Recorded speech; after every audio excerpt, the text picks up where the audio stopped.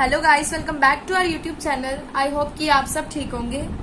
तो स्टूडेंट, आपको पता है हम topology of real number chapter number 1 sequence and series का कर रहे हैं, जिसमें हमने प्रीवियस वीडियो में कंप्लीटनेस एग्जाम के बारे में पढ़ा था।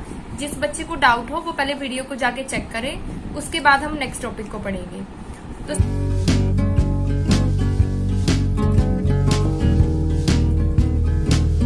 स्टूडेंट, आज हम इसमें मोस्ट इंपोर्टेंट थ्योरम कर रहे हैं, जिसका नाम है आर्किमिडियन प्रॉपर्टी ऑफ रियल।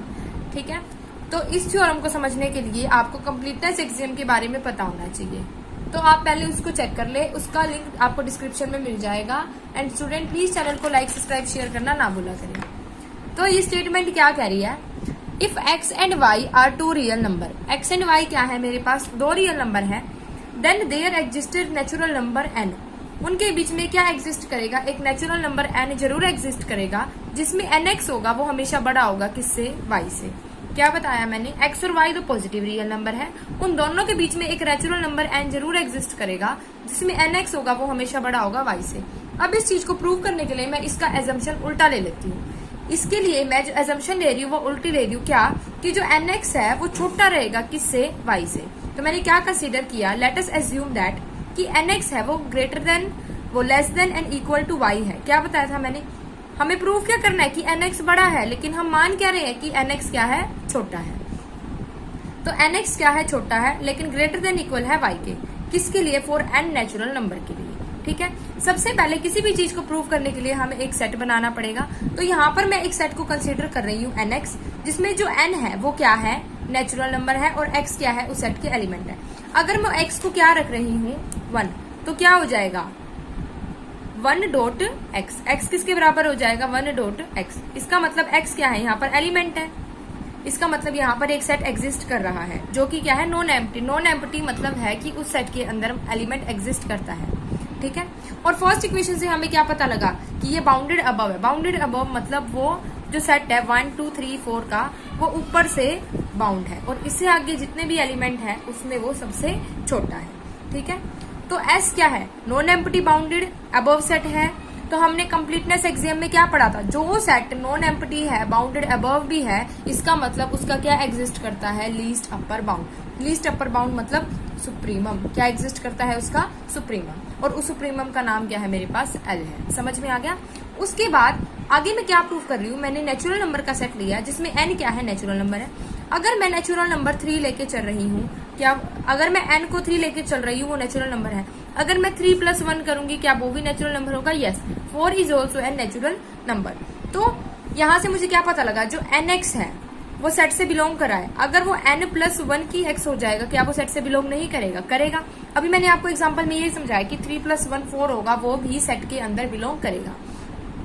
तो n + 1 x किससे बिलोंग कर रहा है? सेट से, जिसमें n क्या है? नेचुरल नंबर है। अब हमने क्या पढ़ा था? हमारे पास L क्या है? लीस्ट अपर बाउंड है किसका? सेट S का। तो n + 1 x क्या होगा? छोटा होगा किससे? L से। तो L क्या है? मेरे पास बड़ा है, और किसके इक्वल है? L के। ठीक है, अब मैं क्या कर रही हूँ? इसके अंदर मल्टीप्लाई कर रही हूँ, तो क्या बनेगा? nx dot x less than equal to L। ठीक है, मैं इस x को उधर लेके जा रही हूँ, तो क्या हो जाएगा? Greater than equal to L minus x. जो L माइनस एक्स है वो बड़ा है किससे? nx से। किसके लिए? For all n belongs to n। तो यहाँ पे L माइनस एक्स क्या हो जाएगा? अपर बाउंड हो जाएगा। अपर बाउंड क्या? लीस्ट की कंडीशन यहाँ खत्म हो जाएगी। अपर बाउंड है कि वो उस सेट का है, लेकिन उससे आगे जितने भी एलिमेंट है वो नहीं इंक्लूड होंगे। अब जैसे 1 2 3 4 है, 4 क्या है? इसमें अपर बाउंड कहलाएगा। ठीक है, तो अभी हमने क्या पढ़ा? जो L था वो क्या था? लीस्ट अपर बाउंड था, लेकिन हमने L माइनस एक्स को क्या प्रूव कर दिया? कि वो सिर्फ अपर बाउंड है। अब हमें यहाँ पर दो स्टेटमेंट मिल चुकी है। क्या? That L is the least upper bound of set and L minus x is the upper bound of set. अब हमें क्या पता लगा? कि L is the less than equal to L minus x. ये तो पॉसिबल है नहीं। कैसे? क्योंकि L क्या है? लीस्ट अपर बाउंड है। लीस्ट अपर बाउंड क्या होता है? कि 4 से आगे जितने भी एलिमेंट है, 4 क्या है? अपर बाउंड है। 4 से आगे जितने भी एलिमेंट है उसमें वो सबसे छोटा है।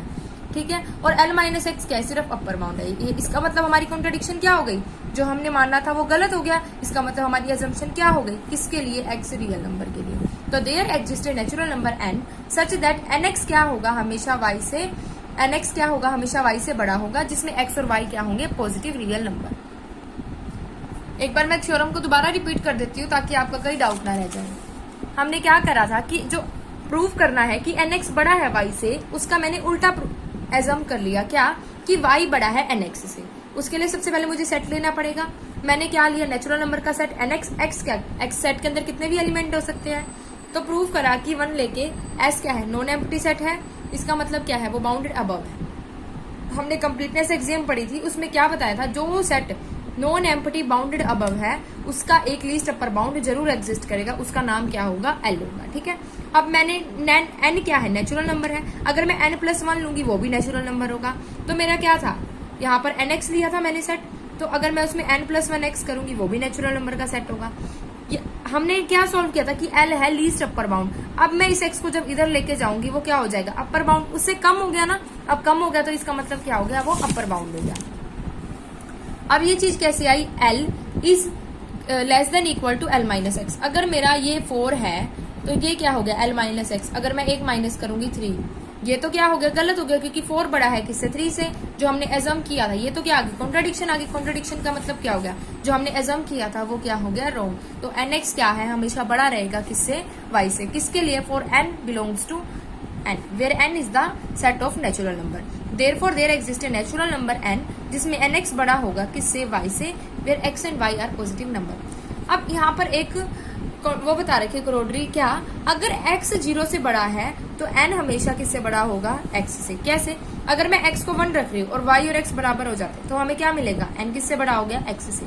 अगर मेरा एप्सिलॉन 0 से बड़ा है तो there exist natural number n जिसमें जो नेचुरल नंबर है 1/n किससे छोटा होगा, एप्सिलॉन से। ये तो ऑब्वियस ही बात है।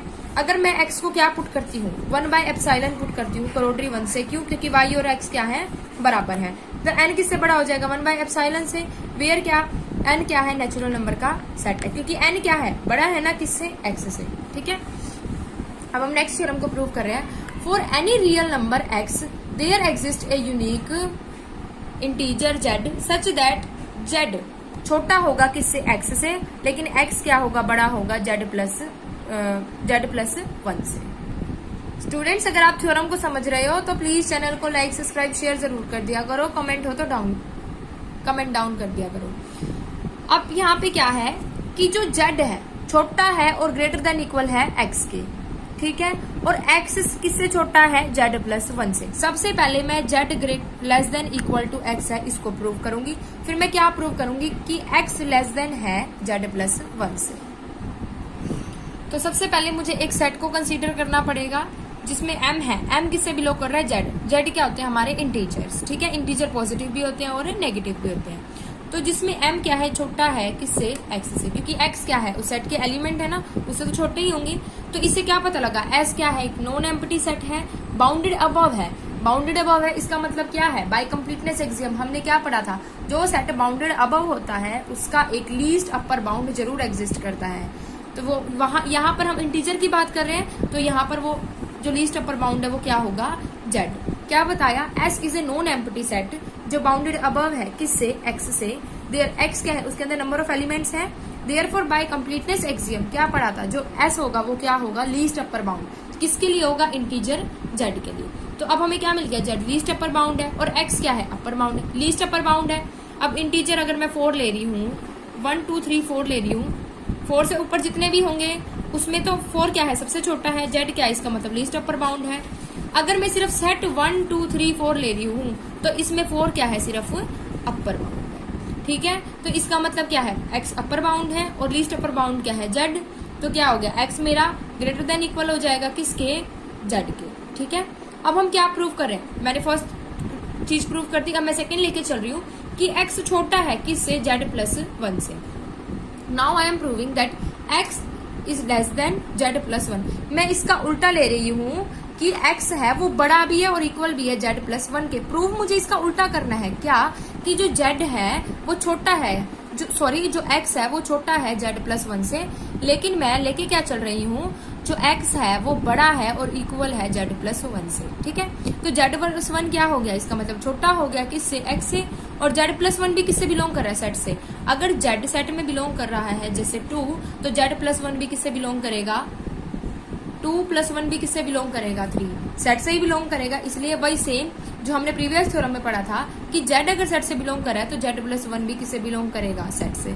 अब z क्या पढ़ा था हमने, लीस्ट अपर बाउंड है सेट का, तो z + 1 is less than equal to z, which is not possible, ऐसा तो कभी हो ही नहीं सकता। अगर मेरा z + 1 4 है तो which is less than equal to 3, ये चीज कभी पॉसिबल है नहीं, 4 हमेशा बड़ा रहेगा किससे, तो इसका मतलब ये क्या कॉन्ट्रडिक्शन आ गई, ये चीज तो पॉसिबल है ही नहीं। इसका मतलब हमने क्या एज्यूम किया था कि x बड़ा होगा, ये पॉसिबल कभी हो ही नहीं सकता। इसका मतलब क्या होगा, x हमेशा छोटा होगा किससे, z + 1 से। तो from equation 2 z is always less than and equal to x, where x is always less than z + 1। From equation 2 and 3 हमने इस चीज को प्रूव कर दिया। आपको एग्जाम्पल से थ्योरम और भी अच्छे से क्लियर हो जाएगी, जो मैं एग्जाम्पल देती हूँ उनको अच्छे से पढ़ा करो ताकि आपका कोई भी डाउट ना रहे। अब इसकी थर्ड थ्योरम रह गई जो कि बहुत इंपॉर्टेंट है और बहुत इजी भी है, सिर्फ समझना अच्छे से तो कोई डाउट नहीं रहेगा।